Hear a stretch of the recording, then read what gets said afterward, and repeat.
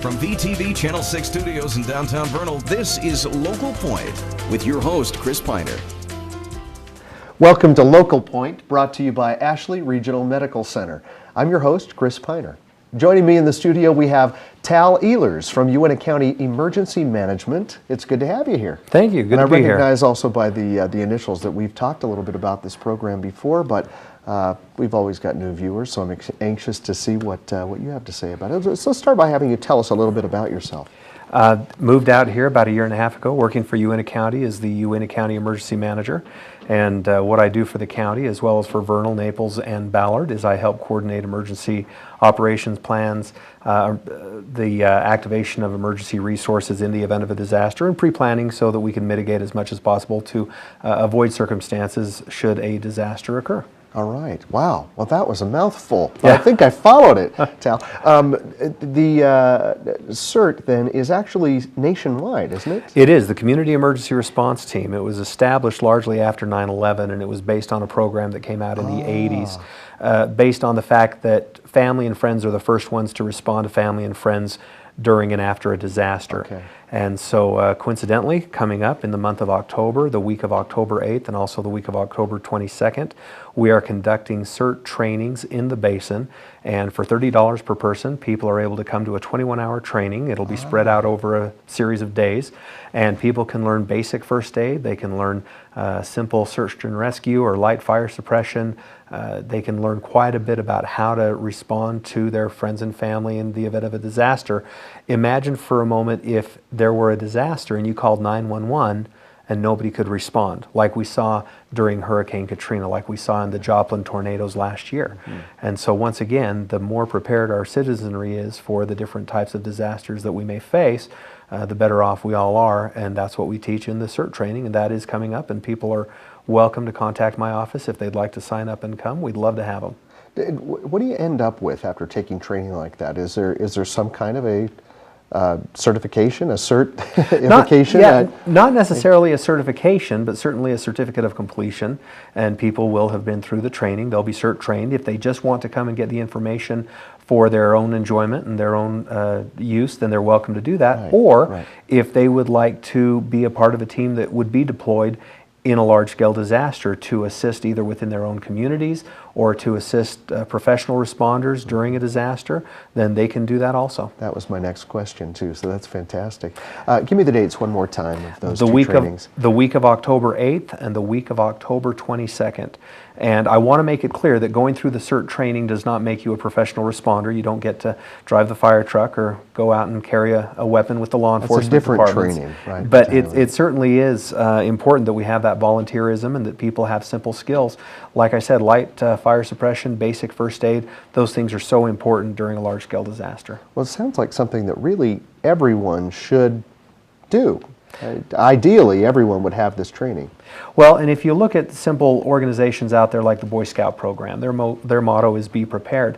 And a lot of people are not aware that by taking the CERT training, if you're in the Boy Scout organization, by taking the training, you can nearly complete 5 merit badges by going through that 21-hour training. Wow. So it augments a lot of other important organizations that are out there, and this training is necessary for people even within their own homes. We've had people take the courses because they wanted to be better babysitters, or they're working on a children's sports teams, and they've just wanted some of this basic emergency response knowledge. Wow. All right. So is there an age limit? You mentioned Boy Scouts. Did you welcome young men? Yes. We'd like to see the age about 14 and up in the training, ages 14 and up.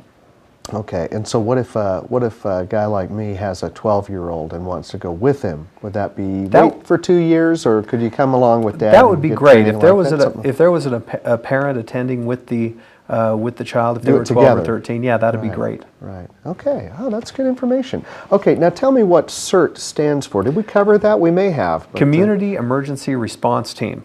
Right, and we mentioned that it's a national, really kind of a national thing, but how does it tie into Uintah County?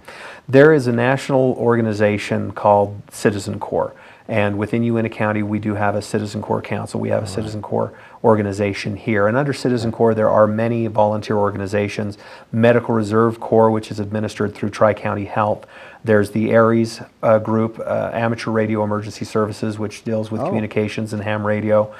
We have Red Cross that we've adopted in here. We have Neighborhood Watch, and the CERT program falls under that here in the Uintah Basin. So the organization that we have set up with Citizen Corps really does reach out throughout the basin. The Ute Tribe, Duchesne County, Daggett County are all welcome to participate in the Citizen Corps programs here in the basin. Do you work with, then in your capacity with the county over many of those things that we're talking about, or are you really kind of on the CERT? I work with all those You do all of organizations. those things. I work with all those organizations. And once you do the training that we've just talked about, would someone be, you mentioned that you might say, I'd like to be part of something like that. I would like to help. I'd like to lend a hand in the event of an emergency. Does that make you part of this Citizen Corps? Yes. If people would like to come and volunteer and join one of those organizations, they would be a part of that Citizen Corps organization. All right, Tal, thank you. So much information. All right, we'll be right back to hear more from Tal Ehlers after this message from our sponsor, Ashley Regional Medical Center. Hello, I'm Cy Hutt. I'm the CEO at Ashley Regional Medical Center. You know, these days you hear the word quality a lot in advertising, but there's a big difference between talking about quality and practicing it. At Ashley Regional Medical Center, quality means two things. First, customer service. We hold ourselves accountable for giving each individual patient a positive healthcare experience. The results? In an inpatient satisfaction survey from the end of 2011, Ashley Regional scored better than 70% of U.S. hospitals. Second, quality is following nationally recognized clinical standards. The leading organization in America for setting and monitoring quality standards is the Joint Commission. In fact, Medicare uses a Joint Commission to ensure that its policies and rules are in effect, to protect patient safety as well as improve treatment results. Ashley Regional Medical Center has been Joint Commission accredited since 1996 and is the only hospital in Northeast Utah accredited by the Joint Commission. So what does this mean to you? When you need hospital care, you can be confident that Ashley Regional is committed to and delivers quality care to you and your loved one. Welcome back to Local Point. Joining me is Tal Ehlers from Uintah Emergency Management. We've been talking a little bit about CERT and the role that it plays here in our community, but also nationwide. And I wanted to talk, Tal, a little bit more about some of the things that, in addition to the classes, and we should mention those again, there's some training. You said it's over the week of. How does that work in a week? The week of October 8th and the week of October 22nd. So the whole training is done in a week? It'll be done in a week, Monday through Saturday in the evenings, and then Saturday day. And so it gives us time to get through the 21-hour training. Right, okay. And there wouldn't be need to go back and do it again. One time is plenty, unless you wanted to Unless you wanted to refresh it, yeah. Is there a cost for this training? I didn't ask that before. It is a $30 training, and with the $30 they get a backpack that has some equipment inside, and it basically pays for that backpack so that people have that. Oh, okay, good. Great question, then. I'm glad to ask that. And you said if people are interested, they can just contact you. How would they do that? Best way to reach me is through my office, local 435 and then 781-5466. Or they can also go through the website, Uintah County website, go to emergency management, and they can email me through that. Could you do a simple web search, maybe Uintah County CERT? Absolutely. TAL? Yeah, absolutely. Something like that? Uintah County Emergency Management, you bet. It should come up that way. Okay. Yeah. So let's talk a little bit about some other things that people can do outside of the training to be prepared. We're coming up on the winter season. Are there things that are seasonal that we should be aware of, or we should be mindful of? You bet. Something that I always speak with people about is the need to have a winter car care kit in their vehicle at all times. We live out here in the middle of a very large expanse of terrain, a very rough terrain.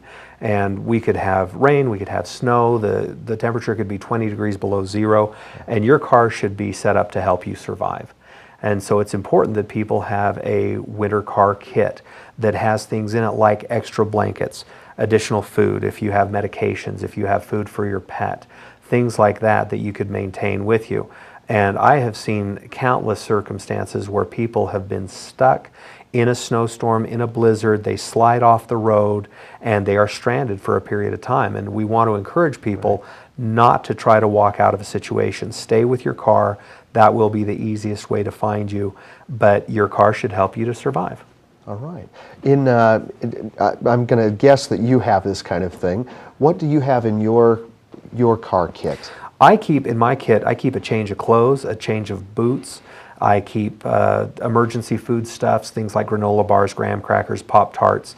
I also try to keep liquids with me, water. Now, in the wintertime, that's tough because you know they're going to freeze in your car. Yeah. So when you come home in the evening, take it out of the car. When you get in the car in the morning, put it back in the car so that it's usable if you need to have these things. But additional blankets, I keep a 0-degree sleeping bag with me. As an emergency manager, I don't know when I'm going to get called out and where I'll have to respond. Right. And so I keep these things with me at all times.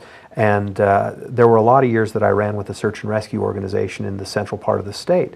And we might get dispatched at a moment's notice and end up staying out in the middle of nowhere for 2 or 3 days. And I always kept the things with me that I would want to have so that I could remain as comfortable as possible if I was dispatched. But even traveling back and forth, going from Salt Lake to Vernal, or working out in the oil field out on some of these roads, it would be wise to have an emergency kit with you so that if anything out of the ordinary happened, you are not caught without your most essential items, and that would be food, water, clothing, shelter, and fuel. Right. Oh, very good. So it's really all about preparedness, but I never even thought about doing that in a car.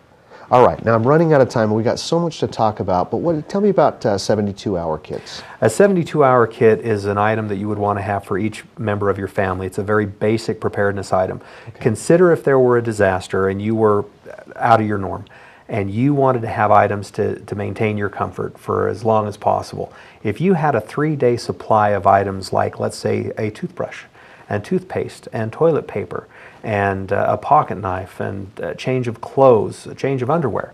These simple things would help us to maintain our comfort in a difficult time.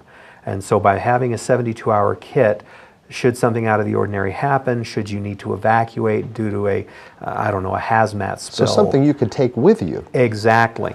You could use it in your own home if you needed to, or if you needed to evacuate out of the area, you would have those items with you, and you would not be in a situation where you were without food and water and clothing, toilet paper, things of that nature. Right. All right. You're not going to believe we're almost out of time. Tell me about Code Red. Code Red is a system that the Uintah Basin uses for emergency alerts.